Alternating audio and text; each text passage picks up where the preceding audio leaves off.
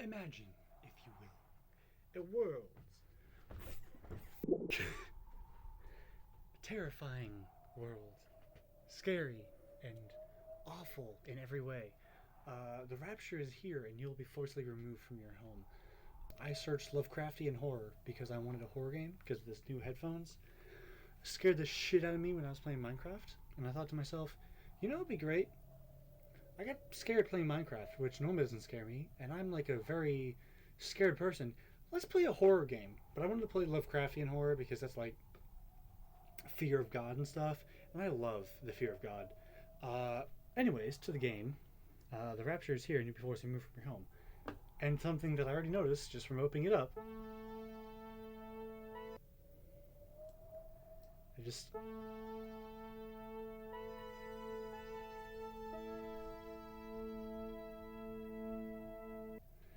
The tone from playing it. Okay, they don't want you to quit. They don't want you to quit at all. Alright. The rapture is here. Was up to move, mouse to look, shift to run. That makes sense. Now that's loud. Oh, shit. Can I click on?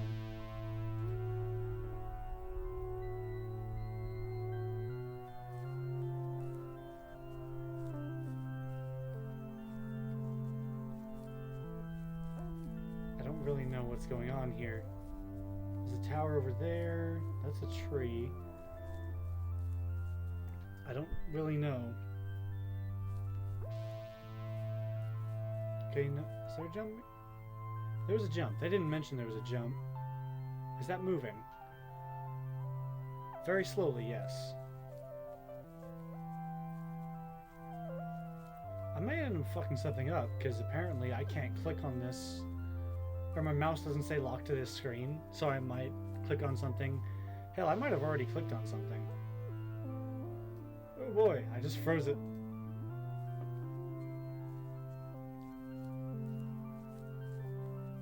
Okay, just don't click anything and I should be fine. Yellow dots. House. That is slowly moving. The natural leadership with which my uncle procured the instruments from the laboratories of Brown University and the Cranston Street Armory, and instinctively assembled direction of our venture, was a marvelous commentary on the potential vitality and resilience of the man of 81. Elihu Whipple had lived according to the hygienic laws he had preached as a physician, and but for what happened later would be here in full vigor today. Okay, so lore. The uncle is dead? I'm assuming everything I see that's like yellow and dotted, like that over there and this over here, is bits of story, and I want to hear the story, because I love Lovecraftian horror, and I'm gonna get it. I'm gonna get it. Ah! Well, this isn't the kind of horror... I don't... Where is it? I just lost where I was headed. Okay, there it is. I lost that, and that's very concerning. If I don't get to keep it, I'm gonna be in trouble.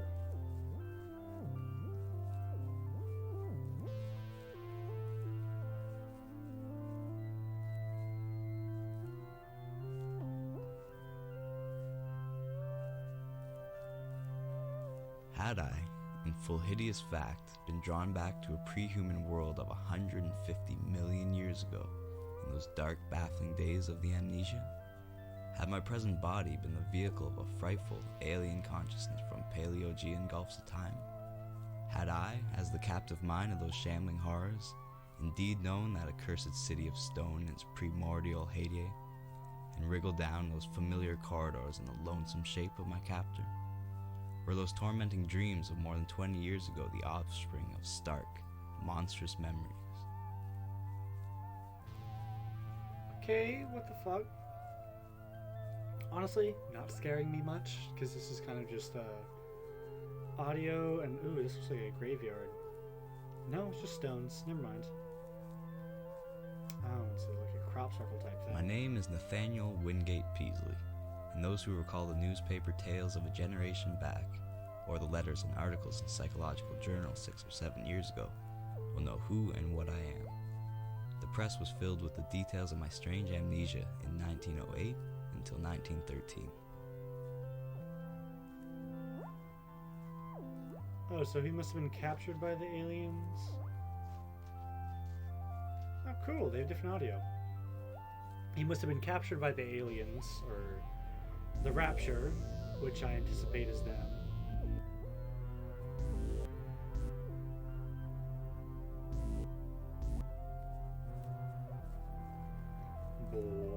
This reminds me of a Choose Your Own Adventure book I read once. It was on Thursday, May 14th, 1908, that the queer amnesia came. The thing was quite sudden, though later I realized that certain brief, glimmering visions of several hours previous, chaotic visions which disturbed me greatly because they are so unprecedented, must have formed premonitory symptoms. My head was aching, and I had a singular feeling, altogether new to me, that someone else was trying to get possession of my thoughts. The collapse occurred around 10:20 a.m. I slumped down, unconscious, in my chair, in a stupor from which no one could arouse me. Nor did my rightful faculties again look out upon the daylight of our normal world for 5 years, 4 months, and 13 days. It is, of course, from others that I have learned what followed.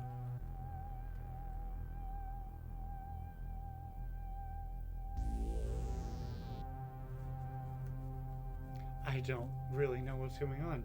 This guy got abducted, and I think they're just playing that out a lot. Which atmospherically is nice, but like, pretty much all I'm doing is just running around trying to click these areas. Which it looks pretty, but at the same time, I was coming here for horror, and this is kind of just, well, I guess it's Lovecraftian horror. It's what I expected. At 3 a.m., May 15th, my eyes opened and I began to speak. But before long, the doctors in my family were thoroughly frightened by the trend of my expression and language. It was clear that I had no remembrance of my identity and my past, though for some reason I seemed anxious to conceal this lack of knowledge. My eyes gazed strangely at the persons around me, and the flexions of my facial muscles were altogether unfamiliar. Even my speech seemed awkward and foreign. I used my vocal organs clumsily and gropingly, and my diction had a curiously stilted quality, as if I had laboriously learned the English language from books. The pronunciation was barbarously alien, whilst the idiom seemed to include both scraps of curious anachronism and expressions of a wholly incomprehensible cast. So, the most merciful thing in the world, I think, is the inability of the human mind to correlate all of its contents. We live on a placid island of ignorance in the midst of black seas of infinity, and it was not meant that we should voyage far. The sciences, each straining in its own direction, have hitherto harmed us little. But someday, the piecing together of disassociated knowledge will open up such terrifying vistas of reality and of our frightful position therein, that we shall either go mad from the revelation or flee from the deadly light and into the peace and safety of a new dark age. I shall never knowingly supply a link in so hideous a chain. I think that the professor too intended to keep silent regarding the part that he knew, and that he would have destroyed his notes had not sudden death seized him.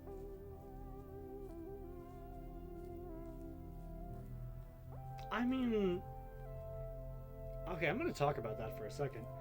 The idea that we aren't meant to know everything is fine in its own. Objectively, human minds are not perfect. We can't understand everything that's going on. But at the same time, at some point, we have to know. And I don't think that inherent knowledge is going to make us all go crazy, go mad, and wish that we didn't know it.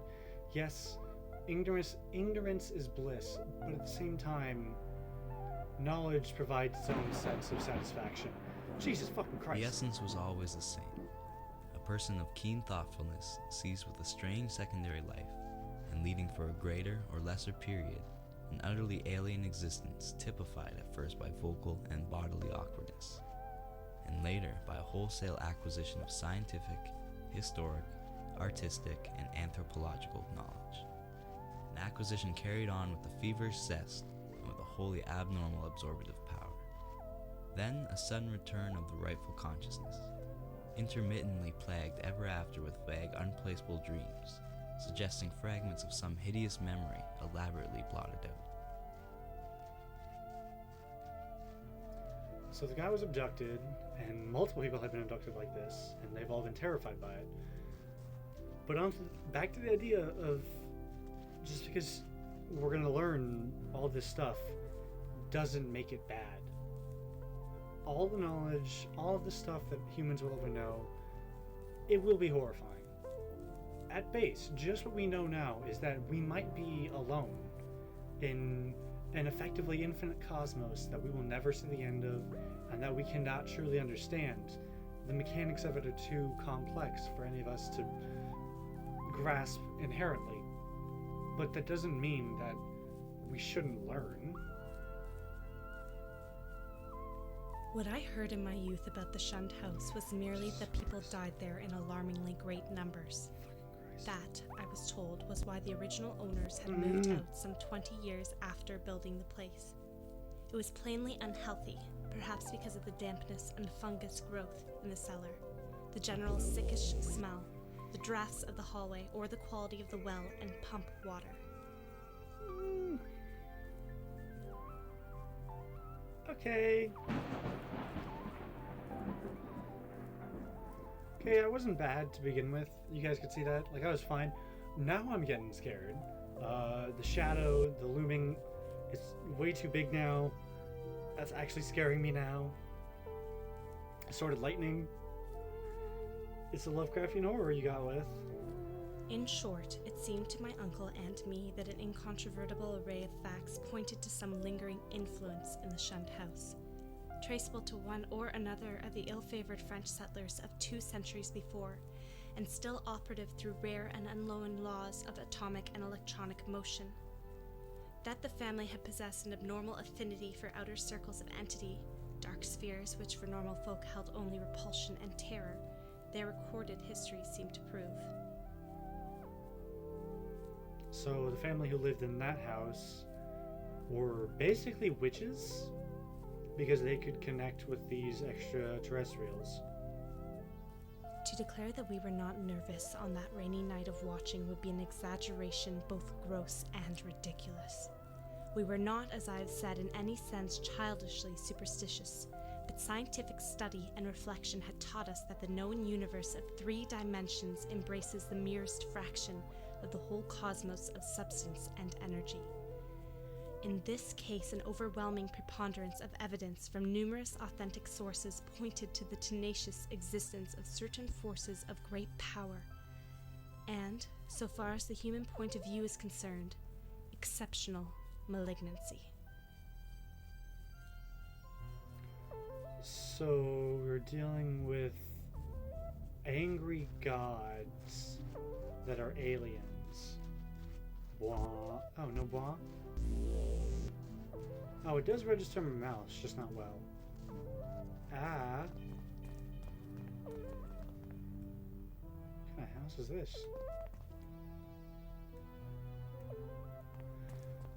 I don't know where to go from now, because I'm kind of lost where that... Oh, there's a last pillar. Oh, maybe that's where pillars are showing up. Let me just...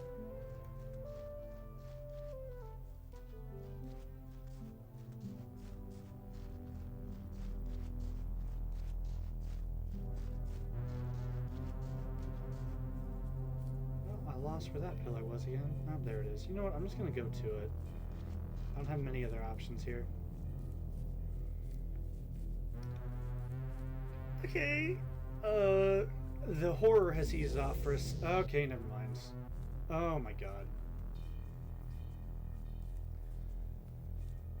It's so cool to see things that are so much bigger than you. Like, this is very vague, but at the same time, God, it is huge. And like, whether or not it's actually, I don't want to say the phrase is effective, I don't know, detailed, it doesn't look real, but you know, it's a Lovecraftian horror, it doesn't have to look real. It's just a terrifying thing for a terrifying age.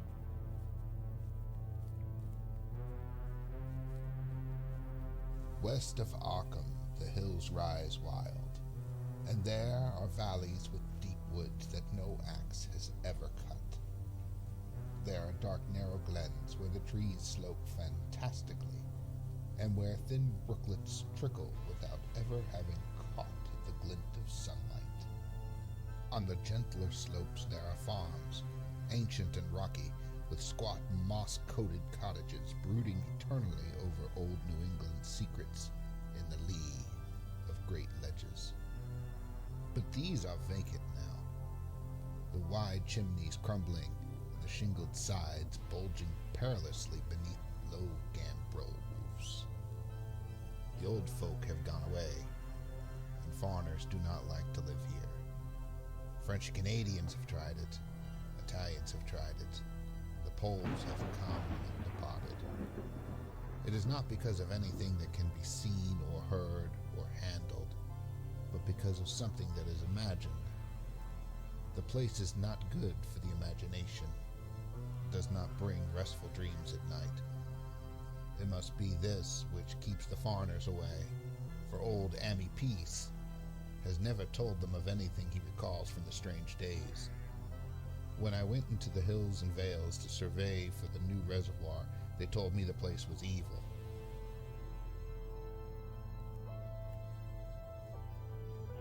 My knowledge of the thing began in the winter of 1927, with the death of my granduncle, George Gamble Angle, Professor Emeritus of Semitic Languages in Brown University, Providence, Rhode Island.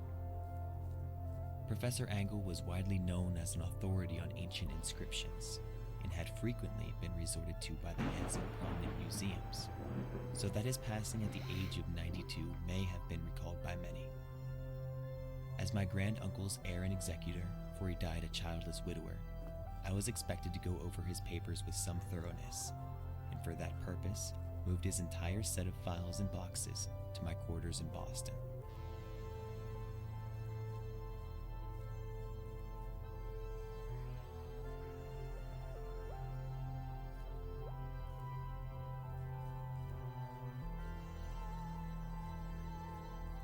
It all began, old Ammy said, with the meteorite. Before that time, there had been no wild legends at all since the witch trials, and even these western woods were not feared half so much as the small island on the Miskatonic, where the devil held court beside a curious altar, older than the Indians. These were not haunted woods, and their fantastic dusk was never terrible till these strange days. Then there had come that white noontide cloud, that string of explosions in the air, and that pillar of smoke from the valley far in the wood. By night, all Arkham had heard of the great rock that fell out of the sky and bedded itself in the ground beside the well at the Nahum Gardner place. Nahum had come to town to tell people about the stone. They had dropped in on Ammy Pierce's on the way. Ammy was 40 then, and all the queer things were fixed very strongly in his mind. He and his wife had gone with 3 professors from Miskatonic University, who hastened on the next morning to see the weird visitor from unknown stellar space. I don't like that beating.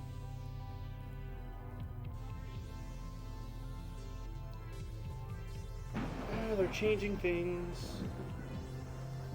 I don't like that they're changing it without me seeing it. Like, sure, change stuff all you want, and I'm messing with the where I'm viewing because my mouse is kind of weird. Oh god, they're moving.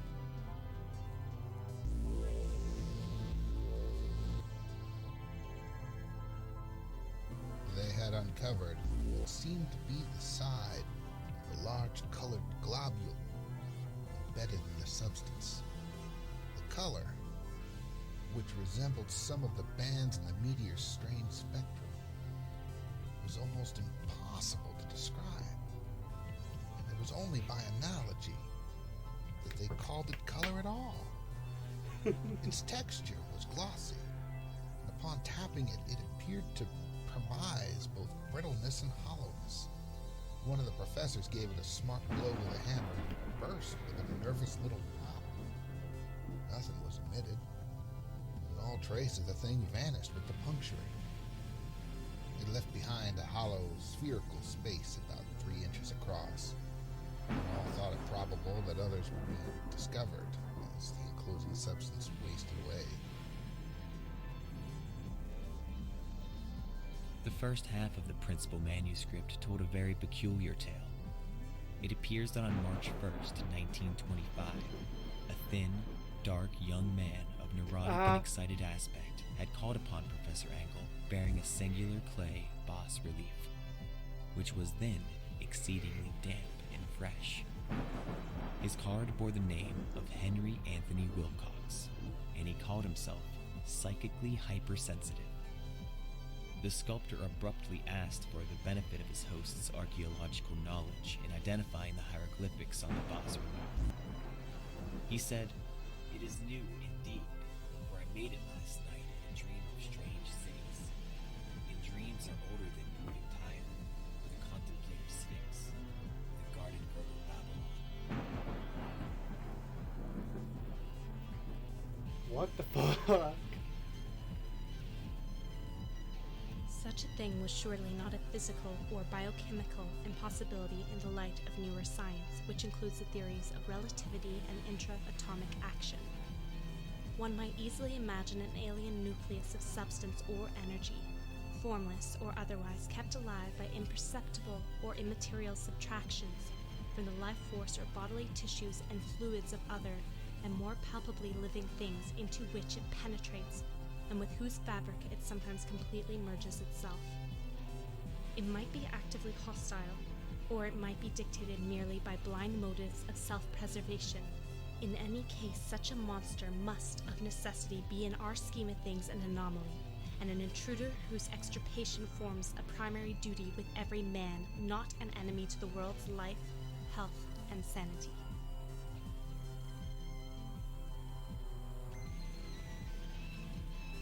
So, whatever this... No.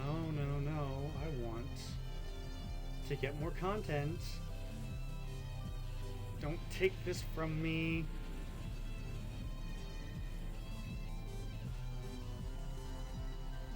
Come on. Give me more of this girl. She talks about the science part of it. I understand the science of it. I don't understand whatever else we're talking about. What baffled us was our utter ignorance of the aspect in which we might encounter the thing. There it No is. sane Okay. person had ever seen it, and few had ever felt it definitively. It might be pure energy, a form ethereal and outside the realm of substance.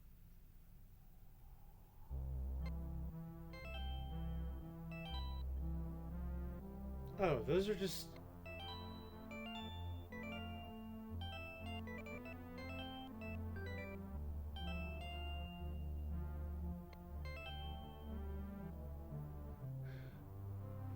So those were all just Lovecraft stories?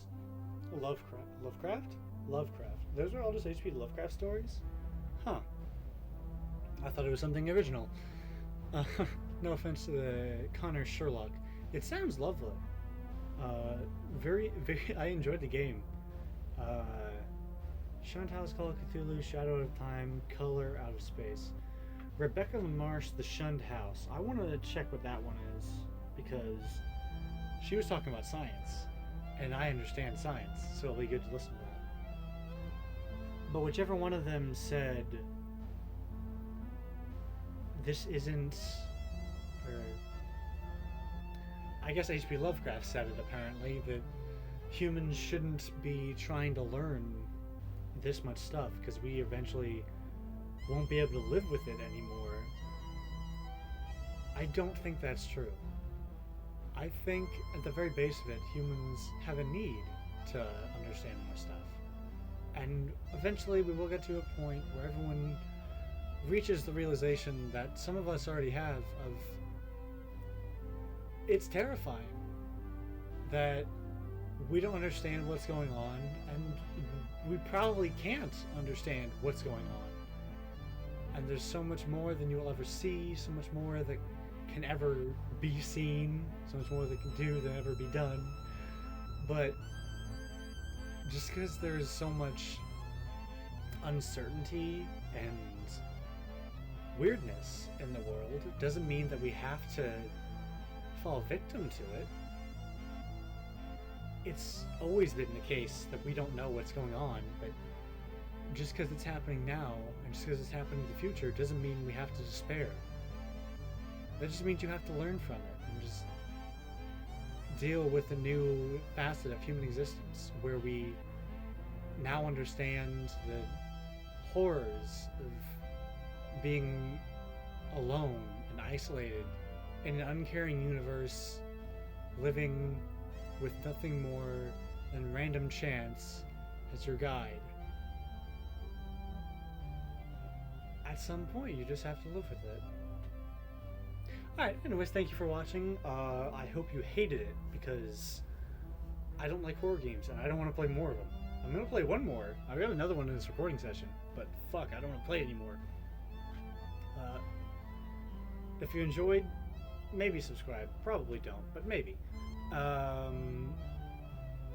Like the music in this, check out everything on screen. Connor Sherlock, the narration people, HP Lovecraft, maybe. I think he has enough, exposure as is. But Connor Sherlock, definitely. I like this game. Give me a little few spooks, but kind of wish I could have heard more from the stories, but that's just a me thing. Probably could have isolated it out better, but I was kind of just running around all the time. Wasn't really sure where to go. Maybe I could like edit it and upgrade the game speed. Alternatively, I could look in the data and just pull out the audio files, but regardless, I enjoyed this game. I hope you enjoyed the video. If you didn't, dislike it. If you did, just subscribe. That's it. I probably won't post another video after the time you subscribe, so it doesn't matter. Just do it. Thanks for watching. Goodbye.